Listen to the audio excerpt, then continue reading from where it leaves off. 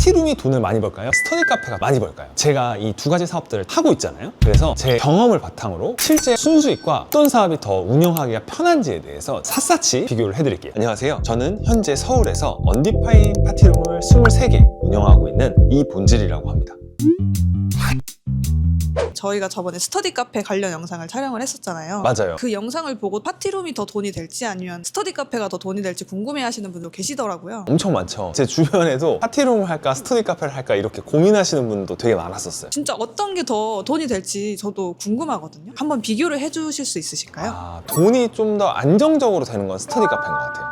파티룸은 시즌별로 좀 등락이 좀 크잖아요. 그래서 약간 불안정한 느낌이 있어요. 근데 스터디 카페는 아무래도 안정적으로 돈이 이제 들어오는 특징이 있어요. 꾸준한 수요가 있다는 말씀이신가요? 그렇죠. 스터디 카페는 모수가 또 워낙 넓고 그리고 유동인구 기반의 사업이니까 좀 안정적인 편이고요. 근데 파티룸 같은 경우는 이제 마케팅 사업이잖아요. 그래서 이제 수요의 편차가 좀 크고 또 마케팅을 얼마나 잘하느냐에 달려있기 때문에 차이가 좀 있습니다. 그렇군요. 스터디 카페는 투자 비용이 높을 것 같고 파티룸은 투자 비용이 낮아도 될 것 같은데 맞나요? 맞죠. 스터디 카페는 투자금이 좀 높아요. 50평 기준으로 1억 이상은 훌쩍 넘어가니까. 근데 이제 파티룸은 투자금이 그래도 20, 30평 기준으로 2, 3천만 원이면 충분하니까 훨씬 더 투자금이 낮기는 하죠. 이게 투자금이 다를 수밖에 없는 게 스터디 카페는 규모가 커야 돼서 그런 건가요? 그죠. 일단 평수가 커요. 근데 평수가 커도 언디파이 강남 본점에 한 50평 가까이 되잖아요. 근데 여기가 투자금이 한 4, 5천만 원 들었단 말이죠. 네. 근데 스터디 카페는 50평 정도면 1억이 훌쩍 넘어요. 그러니까 일단 기본적으로 평수가 똑같아도 한 두세 배 정도는 투자금이 더 많이 든다고 할 수 있어요. 왜 같은 평수인데도 비용이 다른 걸까요? 왜냐면은 파티룸은 이제 통짜잖아요. 원룸 형식으로 기초적인 인테리어만 하고 거기에 이제 집기류들만 채워 넣으면 되는데 스터디 카페 같은 경우는 다 방을 만들어야 되고 세분화해야 되고 목공 작업이 들어가고 이러다 보니까 훨씬 품이 많이 드는 거예요. 그리고 이제 뭐 거기에 이제 딸려가는 뭐 집기류들이라든지 설비 공사들도 거기에 따라 많이 들어요. 뭐 전기라든지 공조라든지 냉난방기라든지 이런 것들도 더 많이 드니까 비용이 더 높아질 수밖에 없어요. 그럼 스터디 카페는 직영으로 할 수가 없나요? 직영으로 하는 분도 계실 텐데 제가 봤을 때 쉽진 않아요. 인테리어 난이도가 훨씬 높죠. 근데 요즘에는 막 카공족 이런 브랜드 있잖아요. 약간 스터디 카페인데 파티룸처럼 인테리어를 하는 스터디 카페가 생겼어요. 그러면 거기도 이렇게 하이브리드 가는 건가요? 그렇죠. 이게 사업이 계속 변화해요. 요즘 스터디 카페는 밝고 되게 프레시하고 카페 같고 가벼운 카페 같고. 느낌? 그렇죠. 그래서 카공족 같이 카페랑 스터디 카페를 하이브리드 하는 데가 생겼어요.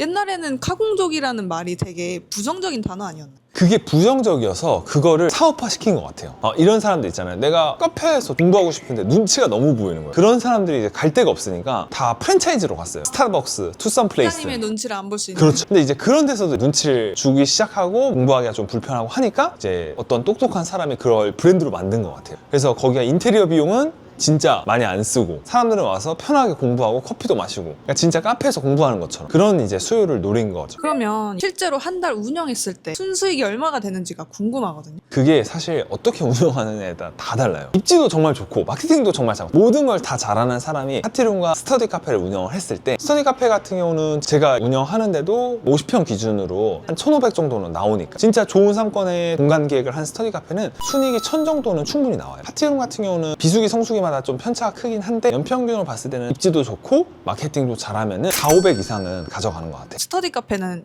24시간으로 풀 가동이 되는 시스템인가요? 새벽에도 공부하는 사람들이 꽤 많아요. 그럼 24시간 풀 가동되는 스터디 카페랑 파티룸은 주말에 더 수요가 있고 시즌별로 또 다르잖아요. 그래서 이렇게 구조가 좀 다른데 본질님이 봤을 때는 이 스터디 카페는 안정형이라고 보고 파티룸은 효율적? 효율성이 좋은 네네.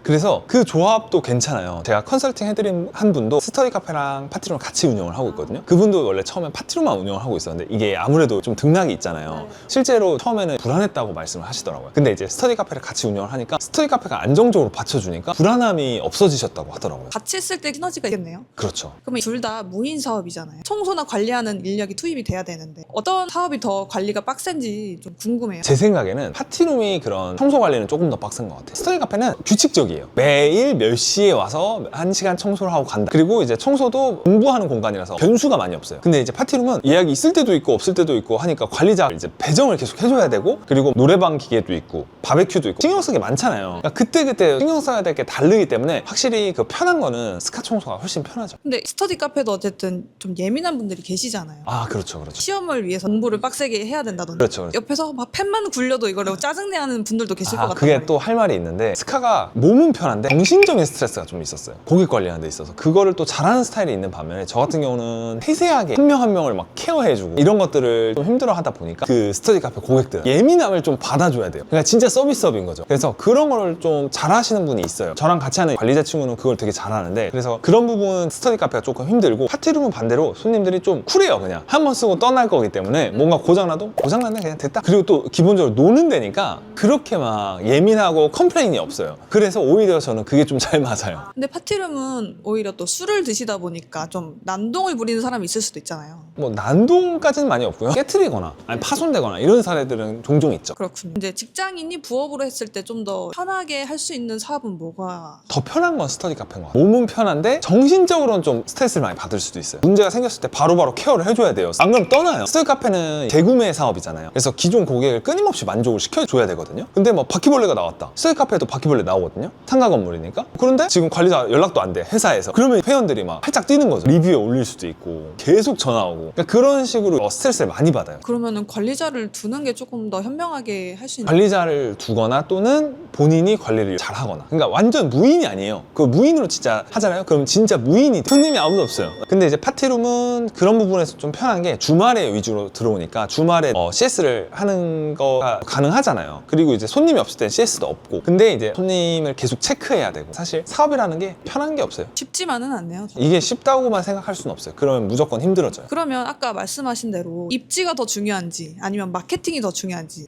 대해서 좀 궁금한 게. 안 돼요. 이건 확실한데 스터디 카페는 입지가 훨씬 더 중요하고요. 파티룸은 마케팅이 더 중요해요. 스터디 카페가 입지가 중요한 이유가 자주 가는 곳이기 때문에 그런가요? 왜냐면 스터디 카페는 멀면은 아무리 좋아도 잘 안 가요. 자기 동선에 있어야 돼요. 헬스장이랑 비슷해요. 피디님 헬스장 지금 등록했죠? 네. 근데 조금 멀죠? 버스 타고 가야 돼요. 그죠? 걸어서 못 가죠? 네. 그러면 가기 싫어지죠? 지금 한 달 쉬었어요. 그거랑 똑같은 거예요. 아. 헬스장이랑 스터디 카페랑 거의 비슷하다고 보시면 돼요. 그러니까 이제 마케팅의 중요성이 상대적으로 좀 떨어지는 거죠. 그러면 파티룸은 마케팅이 중요하다고 하셨는데 마케팅이 중요한 이유가 파티룸은 예를 들어서 내 동네에서 만나자고 안 하잖아요. 내 동네에서 묘이자 하면은 그 사람들이 욕하지 않아요? 파티룸은 이용하는 사람들이 다 다른 곳에서 오잖아요. 피디님이 모임을 하나 등록을 했는데 도봉구에서 모이재요. 고민을 많이 할 것 같아요. 엄청. 그죠? 그 똑같은 거예요. 예를 들어서 뭐 종로에서 모이거나 강남에서 모이거나 홍대에서 모이거나 모이기 가까운 곳에 모여야 돼요. 파티룸은 정말 약속 상권인 그렇죠. 건가요? 거기는 경쟁이 치열하잖아요. 그러다 보니까 마케팅을 잘해야 되는 거예요. 이해가 됐습니다. 그러면 본질님이 만약에 5천만 원 있어요. 파티룸이나 스터디 카페 사업을 시작할 수 있다면 어떤 걸 하시겠어요? 저는 무조건 파티룸을 해야죠. 왜냐면 5천만 원으로 스터디 카페를 창업해서 잘 하기가 쉽지 않아요. 근데 제가 만약에 한 1억 5천을 들어와서 무조건 써야 된다. 그러면 스터디 카페를 할 것 같아요. 그래서 결론은 사실 파티룸이 좋다, 스터디 카페가 좋다 이렇게 일반화해버리긴 되게 어려운 것 같고요. 내 사업 성향과 그리고 내 투자 자금 어떤 상권에서 사업을 할지 이런 것들을 종합해서 판단했을 때 제가 말씀드렸던 장단점들이 다 다르잖아요. 그래서 그 장단점들과 내 성향에 맞춰서 사업을 하는 게 제일 중요할 것 같아요. 그래서 이번 영상에서는 파티룸과 스터디 카페 이 두 가지 사업을 한번 비교해서 말씀을 드렸습니다. 이번 영상이 도움이 되셨으면 좋겠고요. 도움이 되셨다면 구독과 좋아요, 알림 설정까지 부탁을 드리겠습니다.